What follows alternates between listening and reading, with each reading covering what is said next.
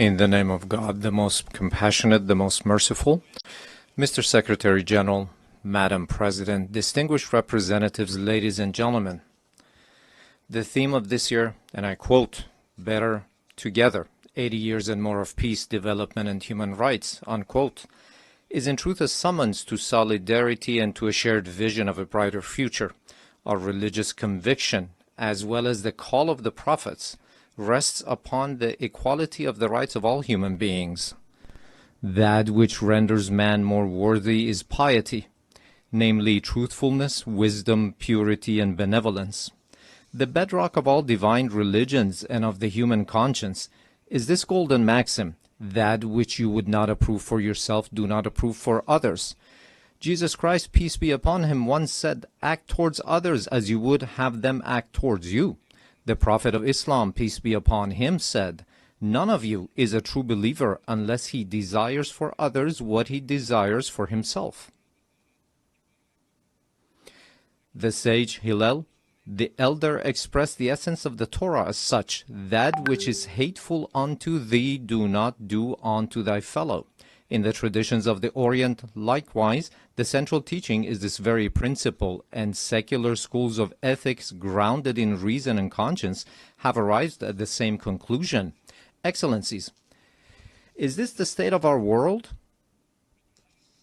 Let us behold the past 2 years. The world in these 2 years was witness to genocide in Gaza, was witness to the destruction of homes and repeated violation of sovereignty and territorial integrity in Lebanon, was witness to the devastation of Syria's infrastructure, was witness to assault against the people of Yemen, was witness to the forced starvation of emaciated children in the arms of their mothers, was witness to the assassination of Iran's scientists, was witness to the surreptitious raids infringing upon the sovereignty of nations, violating the territorial integrity of states, and openly targeting leaders of people.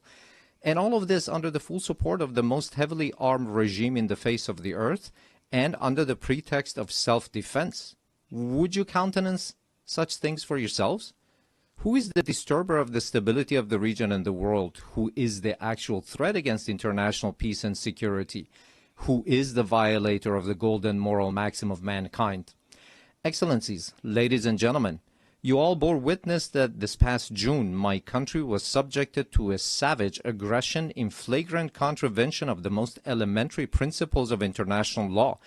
The aerial assaults of the Zionist regime and the United States of America against Iran's cities, homes, and infrastructures, precisely at a time when we were treading the path of diplomatic negotiations, constituted a grave betrayal of diplomacy and a subversion of efforts towards the establishment of stability and peace.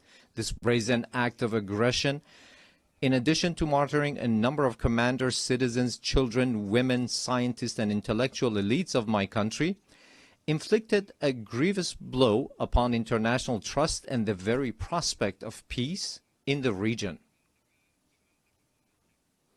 Should we fail to confront such perilous breaches of international norms, these aberrations shall spread to engulf the world.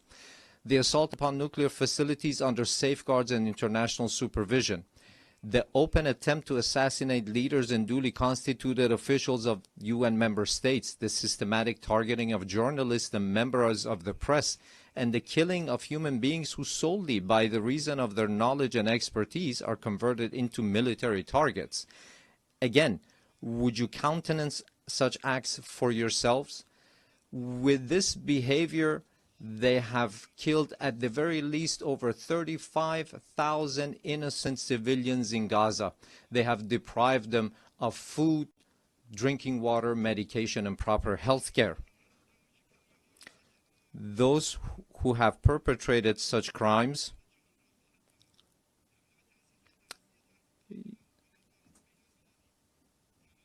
this nation, with a magnanimous spirit and the systematic targeting of journalists and members of the press, and the killing of human beings who solely by the reason of their knowledge and expertise are converted into military targets.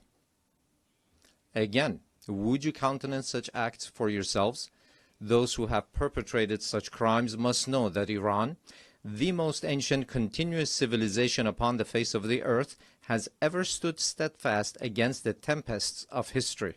This nation, with a magnanimous spirit and an eternal will, has time and again demonstrated that it shall never bow before aggressors. And today as well, in the face of the transgressors, it stands upright with reliance upon the power of faith and its national cohesion. In this 12-day defense, the patriotic and valiant people of Iran laid bare before the aggressors the fallacy and self-delusion of their arrogant calculations. The enemies of Iran unwittingly fortified the sacred national unity. The people of Iran, despite the most severe, protracted, and crushing economic sanctions, psychological and media warfare, and persistent efforts to sow discord, at the very instant the first bullet was fired upon their soil, rose in unison in support of their valiant armed forces, and today they continue to honor the blood of their martyrs.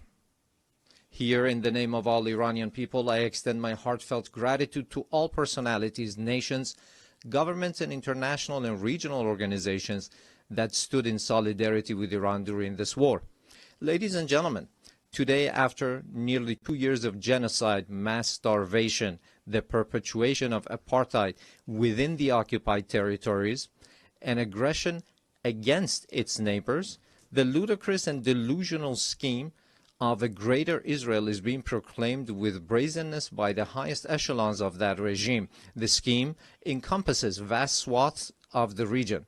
The map itself lays bare the true intentions of the Zionist regime, intentions that have, of late, been openly endorsed by its criminal prime minister. None in the world is secure from the aggressive machinations of this regime. It is manifest that the Zionist regime and its sponsors no longer even content themselves with normalization through political means. Rather, they impose their presence through naked force and have styled it peace through strength. Yet, this is neither peace nor power. It is nothing but aggression rooted in coercion and bullying. But we envision our powerful Iran alongside powerful neighbors within a strong region with a radiant future. A future in which we stand together against a grand project that imposes genocide, destruction, and instability upon the region. A future in which collective security is assured through genuine mechanisms of defensive cooperation and joint response to threats. A future in which human dignity and cultural diversity are cherished as foundational values. A future in which collective development is realized through joint investment in infrastructure and modern sciences. A future in which energy security and the equitable use of vital resources from the pillars of economic stability. A future in which the environment is safeguarded for posterity.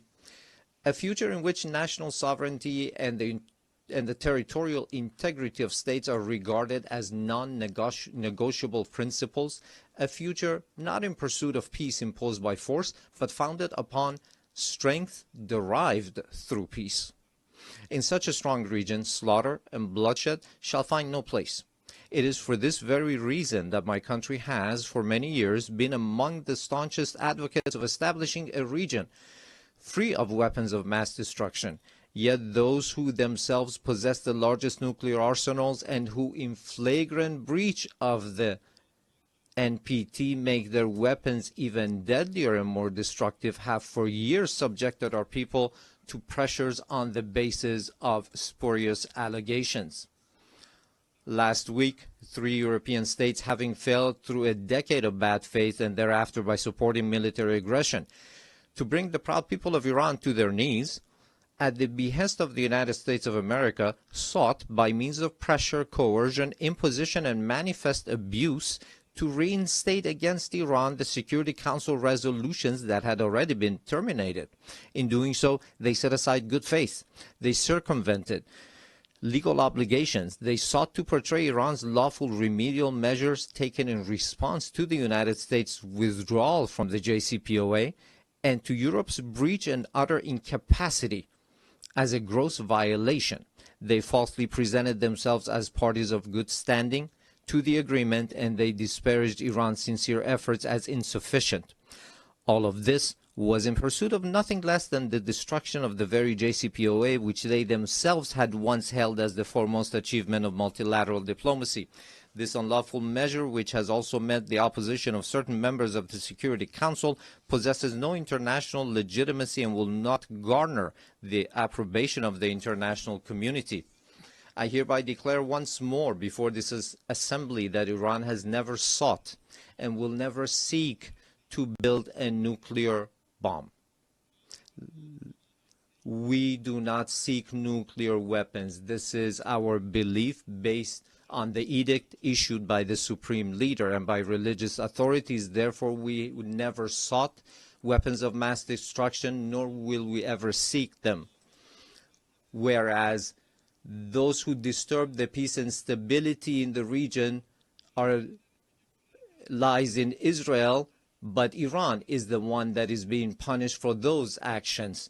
There is a poem that roughly says something to the effect that someone in one side of the world does something to disturb the peace and someone else is punished for those actions. Ladies and gentlemen, the Islamic Republic of Iran welcomes peace and stability. We believe that the future of our region and of the world must be built upon cooperation, trust, and shared development.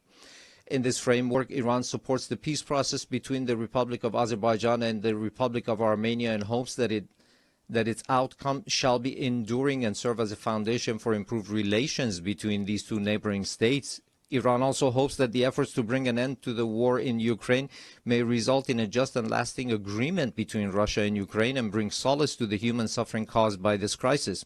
Iran welcomes the defensive pact between the two brotherly Muslim countries, the Kingdom of Saudi Arabia and the Islamic Republic of Pakistan, as a beginning for a comprehensive regional security system with the cooperation of the Muslim states of West Asia in the political, security, and defense domains. Finally, Iran condemns the criminal aggression of the Israeli regime against Qatar, which resulted in the martyrdom of a number of Palestinian and Qatari nationals, and declares its support and solidarity with the government and people of Qatar.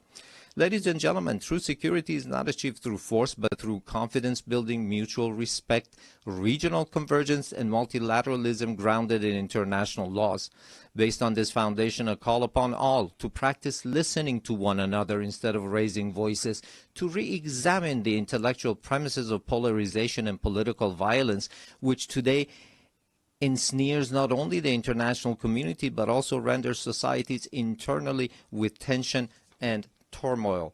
To uphold as the common denominator of all beliefs and cultures the principles that whatever we do not approve for ourselves, we should not impose upon others, instead of distorting concepts and narratives with biased interpretations.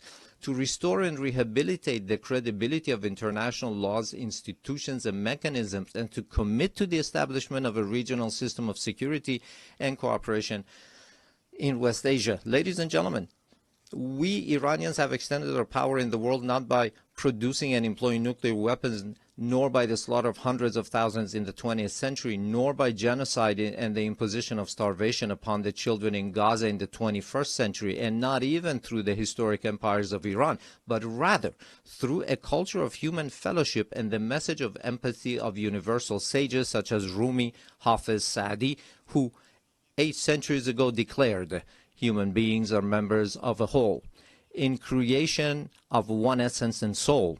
If one member is inflicted with pain, other members uneasy will remain. If you have no sympathy for human pain, the name of human you cannot pertain. Those criminals who bully by murdering children are not worthy of the name human being, and assuredly they shall never prove to be trustworthy partners." Relying upon its time-honored tradition of altruism and human fellowship, Iran is a steadfast partner and a trustworthy companion for all peace-seeking countries, a friendship and a partnership grounded not in fleeting expediency, but in dignity, trust, and a shared future. We, the upright people of Iran, by standing firm against lawless marauders, have surmounted with honor the injustices, discriminations, and double standards imposed upon us. And today, with an opportunity-oriented outlook, we have transformed this historic achievement of the Iranian people into a platform for a leap toward a hopeful future. Let us together with you turn threats into opportunities. I thank you.